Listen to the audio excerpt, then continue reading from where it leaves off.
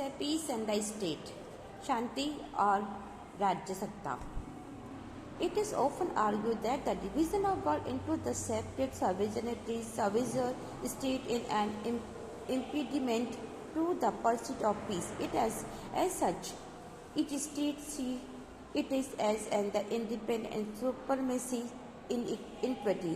It tends to protect its own perceived self-interest, while the pursuit of the peace requires that we see ourselves as part of the larger humanity. States tend to make distinction between the people, the pursuit of interests of their citizens. They are willing to inflict injury upon others. Besides, in the two debates, each state has considered instrument to enforce. While the state was accepted to use its force, its army, or its policy to protect its citizens in the practice, each force could be deployed against its own member to superior distance. This is most clearly evident in the authoritarian regime and military like the one current ruling Myanmar. The long-term solution on such the problem lies in making the state more accountable through meaningful democratization and bringing it is the via an effect system of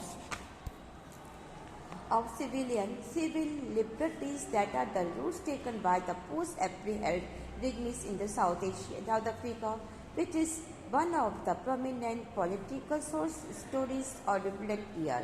The struggle for democracy and human rights is thus closely linked to the safeguard of peace. यहाँ पढ़ेंगे state और राज्य के बारे में कि piece and state.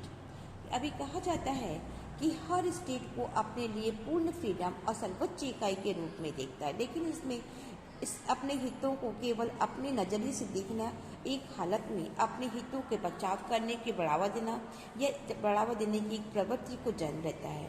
तो piece का अनुसरण करने के लिए यह आवश्यक होता है कि हम स्वयं को मानवता के एक हिस्से के रूप में देखें। लेकिन इससे अलग स्टेट के लोगों में क्या फ़र्क पड़ता है, इसके लिए इसको देखने के लिए जिसमें ये प्रवृत्ति पाई जाती है, ये डेवलप हो जाती है, अपने ही सिटीजन्स के नाम पर भी अक्सर बाकी लोगों को लॉस पहुँचाने के लिए तैयार रहते हैं। इसके अलावा भी आजकल हर स्टेट ने पावर को प्रयोग करना एक उपकरण को मजबूत किया कि किस प्रकार से अपनी पावर को यूज़ करके एक तरीके से हम अलग ही वेपन्स को यूज़ कर सकते हैं। लेकिन स्टेट की अपेक्षा की जाती है कि यह सब कुछ मिलिट्री के लिए या पुलिस के प्रयोग के लिए होता है, अपने नागरिकों की सुरक्षा को बनाए रखने के लिए, कि पुलिस या फिर मिलिट्री अपने यहाँ पर रहने वाले सिविलियंस की सेफ्टी के लिए वो इस पावर को यूज़ कर सकते हैं। लेकिन व्यवहार में हम देखते हैं कि इन पावर का प्रयोग अपने ही नागरिकों के अपोजिशन के अंदर भी या उनको दबाने के लिए भी गवर्नमेंट के द्वारा किया जाता है। वर्ल्ड में अलग अलग सॉवरेनिटी वाले कंट्रीज़ हैं जहाँ पर इसे हम देखते हैं कि किस प्रकार से इसको डिवाइड किया गया है। इसमें शांति के रास्ते में बहुत सारे रेस्ट्रिक्शंस उत्पन्न होते हैं कि निरंकुश शासन जैसे म्यांमार में सैनिक तानाशाही सबसे अधिक स्पष्ट दिखाई पड़ता है।